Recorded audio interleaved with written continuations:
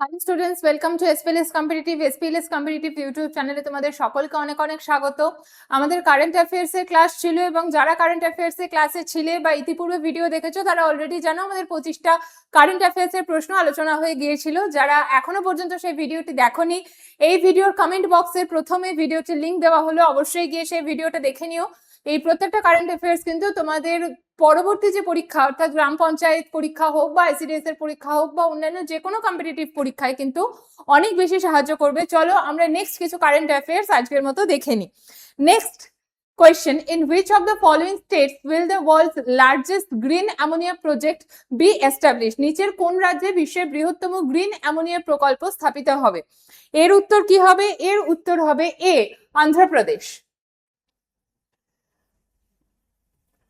Next, who among the following was awarded the ICC Men's Player of the Month Award for December 2025? নিচের কাকে December 2025 এর জন্য ICC পুরুষদের মাসের সেরা খেলোয়াড় অর্থাৎ ICC men's player of the month পুরস্কারে ভূষিত করা হয়েছে? Daryl Mitchell, Mitchell Starc, Shubman Gill, Justin Greaves. এই চারজনের মধ্যে কাকে করা হয়েছে? 27 এর B, Mitchell Starc. Next question: Etihad Airways is the national airline of which country and was declared the world's safest airline in 2026? Etihad Airways কোন দেশের জাতীয় বিমান সংস্থা যা 2026 সালে বিশ্বের সবচেয়ে নিরাপদ এয়ারলাইন্স হিসেবে ঘোষিত হয়েছে? এটা মনে রাখবে যে ইতিহাদ এয়ারওয়েজ কিন্তু 2026 সালে বিশ্বের সবথেকে নিরাপদ এয়ারলাইন হিসেবে ঘোষণা করা হয়েছে। তাহলে এখানে 28 এর উত্তর কি হয়ে যাবে? 28 এর উত্তর হয়ে যাবে সংযুক্ত আরব আমিরাত বা ইউএই, ইউনাইটেড আরব এমিরেটস। ঠিক আছে। নেক্সট,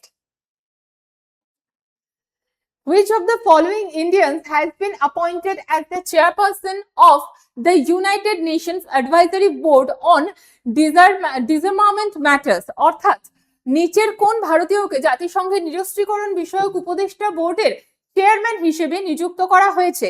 বৈভব অরোরা, সুনিতা রায়, করমবীর সিং, ডিভি ভেঙ্কটেশ বর্মা। এই চারজনের মধ্যে কাকে করা হয়েছে? 29 এর ডি, ডিভি ভেঙ্কটেশ বর্মাকে। 30.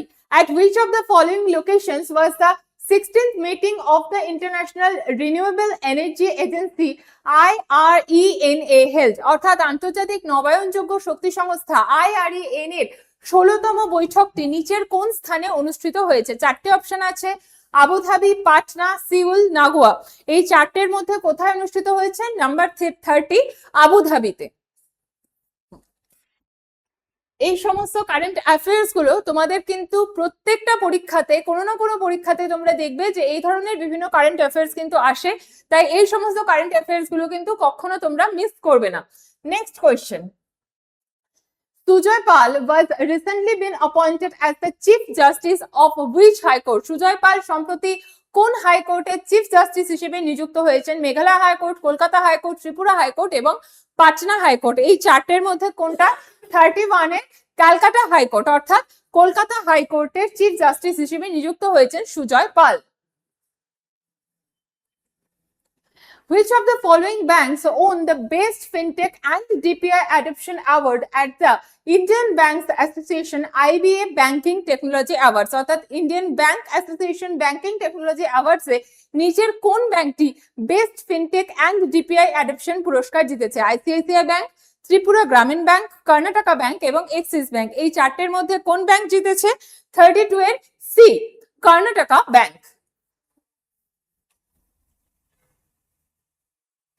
According to the MEA's recent statement, an Indian passport is proof of what?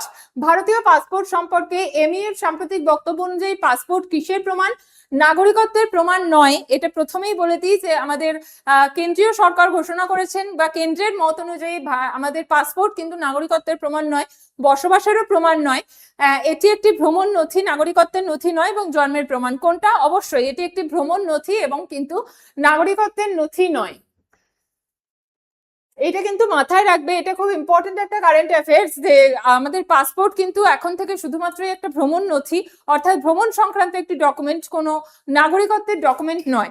Under the FCRS amendment rules 2026, which is the maximum penalty for using funds for purposes other than approved. FCR এর সংশোধন বিধি 2026 অনুযায়ী অনুমোদিত উদ্দেশ্য ছাড়া অন্য কাজে তহবিল ব্যবহারের জন্য সর্বোচ্চ কত শতাংশ জরিমানা হতে পারে? 10%, 20%, 30% or 1 lakh, whichever is higher, and 50%। তো কোনটা 34 এর উত্তর হিসেবে আমরা পাবো number C. 35, as of June 2026, how many FCRA registered NGOs are active in the country?